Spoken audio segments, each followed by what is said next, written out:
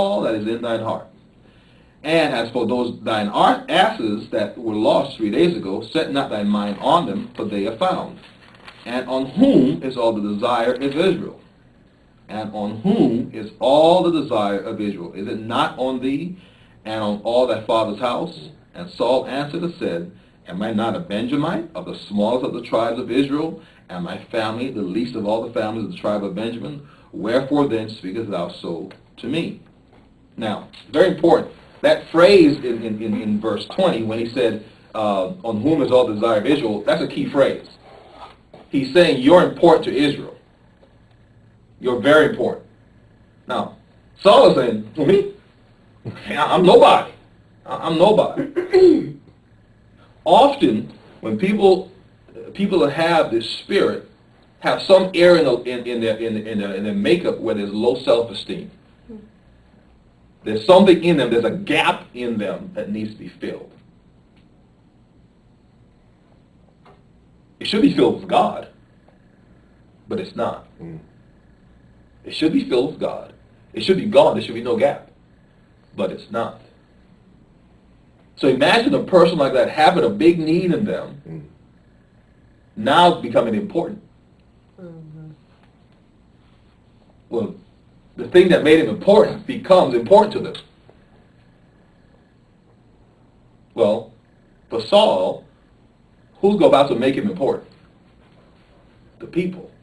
He says, you are the desire of the people. Very important to remember. Okay? Let's keep reading. I want to keep pointing out a few things. Go to chapter 10. Then Samuel took a vial of oil and poured it upon his head and kissed him and said, Is it not because the Lord had anointed thee to be captain over his inheritance? Down to verse 5. And he says, he tells him about a journey he's about to go on. He says, After that thou shalt come to the hill of God, where is the garrison of the Philistines, and it shall come to pass, when thou art come thither to the city, that thou shalt meet a company of prophets coming down from a high place with a psaltery, a tabret, a pipe, and a harp, all musical instruments, before them, and they shall prophesy. And the Spirit of the Lord will come upon thee, and thou shalt prophesy with them, and shall be turned into another man. Now, I want to pause there, very important. Saul has now been anointed by God. The question is, what was he anointed for? He was anointed for two things. The first one we read when the people made the request. They said, set us a king over us to judge us. Give us a governor. Okay? If you study the gifts of the Spirit in 1 Corinthians 12, one of those gifts is the gift of governments. Okay? Saul was anointed with the gift of government. We see here he was also anointed with the gift of prophecy. Now what's missing? He was not anointed as a minister of God. Very important, he was not anointed as a minister of God, or since we're in the Old Testament, he was not anointed as a priest. That's very important. We will see that play out later. But he was not anointed as a priest. So let's understand the order that we have in Israel right now. Okay? Before there was a king, the highest order was a prophet, then the high priest, and then the Levitical priesthood. That was the order in the church. Okay? And let me make a distinction for those of you who don't understand the difference between a priest and the Levitical priesthood, because they are priests too.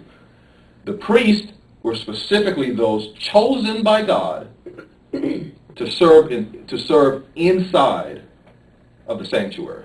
You recall in the tabernacle there was the outer court, then there was a sanctuary, and the sanctuary had two parts, the holiest of holies, and then the first part. Only the priest could even go into the tabernacle. All the other priests could be outside of it. Only the priest could ever go into the sanctuary. And of course, only the high priest could go into the back of it, the holiest of the holies. Okay?